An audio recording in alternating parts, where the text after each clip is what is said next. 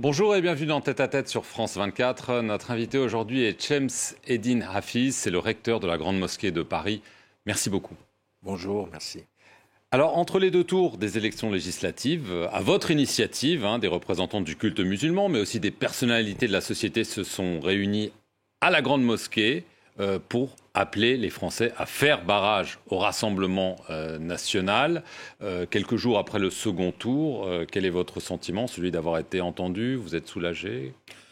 Soulagé, disons que nous sommes en sursis parce que il y a quand même un vote, il y a 10 millions de Français qui ont voté pour ce parti et je voulais rappeler d'abord l'ADN de ce parti qui, il faut le rappeler, est un parti à la fois antisémite et c'est un parti qui n'aime pas les musulmans. Donc dans tout cela, aujourd'hui avoir un programme qui discrimine, qui pointe du doigt des individualités, sans parler de la France, de la nation française, du peuple français, chercher à découper comme ça à l'intérieur, je trouve que c'est aberrant en 2024 d'avoir ce genre de parti. Et donc oui, j'ai fait en sorte pour réunir à la Grande Mosquée de Paris, comme vous l'avez dit, des responsables de lieux de culte, de mosquées, mais pas que. Il y avait également des personnalités non musulmanes, des avocats, des médecins qui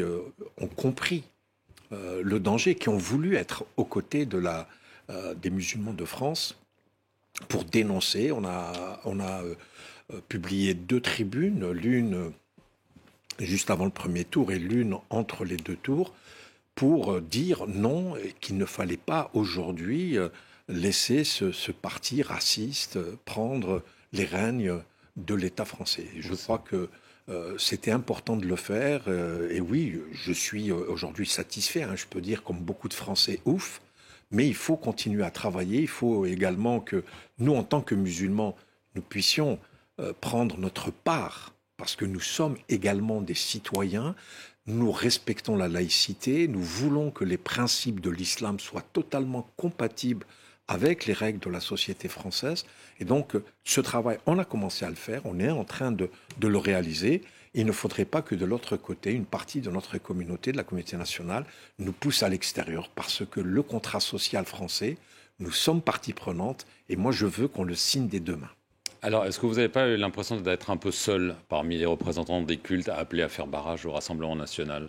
Écoutez, je l'ai écrit à plusieurs reprises, que j'attendais de la part des autres responsables des cultes, ne serait-ce qu'une expression, une forme de solidarité. Il n'y a rien eu. Il n'y a rien eu. Alors que moi, de mon côté, je n'ai pas arrêté de dénoncer les graves actes antisémites qui ont été commis en France ces derniers temps. J'ai dit et répété que l'antisémitisme ne passerait jamais par les mosquées de France, que nous étions un bouclier, un obstacle à toute forme d'antisémitisme et que nous étions aux côtés de nos frères, j'utilise le terme frère sur le plan religieux, parce que pour nous, nous faisons partie de la matrice abrahamique des Juifs, des chrétiens et des Français. Et donc, ce monothéisme, aujourd'hui, nous oblige à tous. On ne peut pas laisser quelqu'un, je dirais, en marge ou quelqu'un qui trébuche. Nous sommes tous solidaires pour nous entraider. Vous auriez aimé que le grand rabbin prenne position, par exemple? Bien sûr, qu'il s'exprime, comme moi je me suis exprimé. Je demandais au moins, je dirais, une forme de... Et pourquoi? Il faudrait lui poser la question à lui. Est-ce que vous considérez, comme Jean-Luc Mélenchon, que l'antisémitisme est un problème résiduel en France? Pas du tout. Je considère que l'antisémitisme est une vraie plaie, parce que, comme je le disais à votre question précédente, aujourd'hui, lorsqu'on pointe du doigt quelqu'un pour ce qu'il est, je trouve que c'est anormal. Qu'on s'adresse à un juif, qu'on s'adresse à un musulman, qu'on s'adresse à une minorité quelconque, même quelqu'un qui est aujourd'hui athée, quelqu'un qui ne croit en rien, moi je veux être à ses côtés pour le défendre, parce que c'est ça également la beauté de la nation française. Nous sommes divers, nous sommes multiples, mais nous sommes une seule société, et ce qui nous lie, ce qui est notre dénominateur commun, c'est la laïcité. Est-ce qu'il n'y a pas quand même un problème d'antisémitisme musulman en France? Écoutez, moi je le dis, alors attendez, je dis bien que l'origine de l'antisémitisme sur le plan de la religion musulmane n'existe pas. Vous ne pouvez pas aujourd'hui dire que, en tant que musulman, je suis antisémite. Ce n'est pas possible. Ça, c'est la théorie, mais la pratique. Non, la théorie, mais écoutez, nous, en tant que croyants, nous essayons de nous rapprocher au maximum de notre vérité divine. Dieu nous a toujours enseigné que nous étions différents, qu'il nous a mis au monde différemment, mais que nous devions aller à la rencontre l'un de l'autre. Donc on ne peut pas dire aujourd'hui que l'islam est antisémite, qu'il y ait des personnes qui, parce qu'ils ont un prénom ou un nom à connotation arabo-musulmane et qu'ils commettent un acte antisémite, il a commis un acte antisémite parce que c'est un raciste, parce que c'est quelqu'un qui n'aime pas l'autre. Mais ce n'est pas du fait de sa religion qu'il est antisémite. Voilà la nuance, elle est de taille pour moi. Il y a la guerre à Gaza, évidemment, qui a tendu les relations. Hein. Vous avez parlé du fait que vous auriez espéré un geste, une parole du grand rabbin.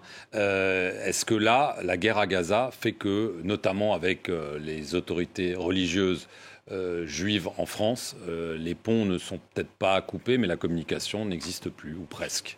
Écoutez, avec le grand rabbin, nous avons déjà, dès le départ, dès le début du 7 octobre, quelques jours après, on s'est rencontrés, lui et moi, sur un plateau de télévision et nous avons fait un appel à la paix. Parce que, en tant que religieux, en tant qu'homme de culture religieuse, je me dois de dire qu'il ne faut pas laisser les armes s'exprimer. Nous devons tous trouver des solutions pour que la paix puisse exister. Dans cette région, j'ai été le premier à la fois à faire un appel à la paix et à dire qu'il fallait qu'il y ait tout de suite un cessez-le-feu, qu'il fallait que aujourd'hui les armes se taisent. C'est notre rôle. Le grand rabbin l'a fait à mes côtés. Par la suite, il y a eu un certain nombre d'événements qui ont fait peut-être qu'on s'est éloigné, mais je crois qu'il est très facile de nous retrouver, de parler ensemble, parce que aujourd'hui le dialogue est plus que nécessaire. Nous devons tous... Il n'est pas rompu? Pardon? Il n'est pas rompu, ce dialogue? Pour le moment, il est en suspens, disons. Mais on va... Un dialogue en suspens, ça veut dire qu'il n'y en a pas. Peut-être, mais bon, je dirais que c'est quand même pour quelques temps. Moi, je suis quelqu'un de très optimiste et j'ai foi en l'autre. Et je sais, je connais l'humanité du grand rabbin et du président du consistoire et de tous ceux qui représentent aujourd'hui la communauté juive. C'est un moment difficile. Il y a eu des prises d'otages, il y a eu un certain nombre d'événements qui ont fait que la communauté juive s'est sentie seule. Moi, j'ai exprimé ma solidarité. Je l'ai fait en permanence. Et donc, aujourd'hui, pour répondre à votre question, j'attends le minimum de l'autre côté, qu'on vienne un peu dénoncer les actes anti-musulmans qui sont commis. Je ne veux pas les mettre sur un piédestal.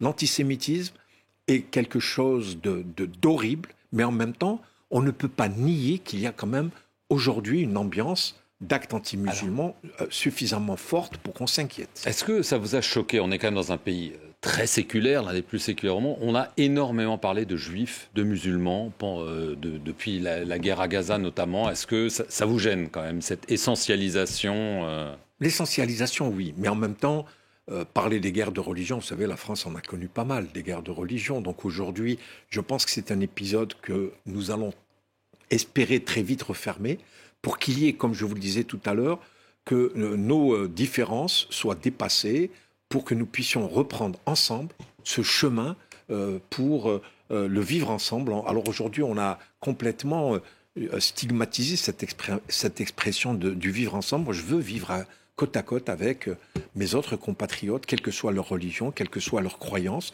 que nous puissions nous regarder, que nous puissions nous faire confiance, parce que aujourd'hui, la France a beaucoup de défis à relever et nous devons tous participer et non pas exclure une communauté par rapport à une autre. Alors, on a beaucoup parlé, c'était une des propositions du Rassemblement national, de la binationalité, le fait que certains postes stratégiques seraient interdits aux binationaux. Alors, ça touche évidemment beaucoup de Français d'origine musulmane, des Franco-Algériens, dont vous, par exemple. Est-ce que pour vous, c'est encore...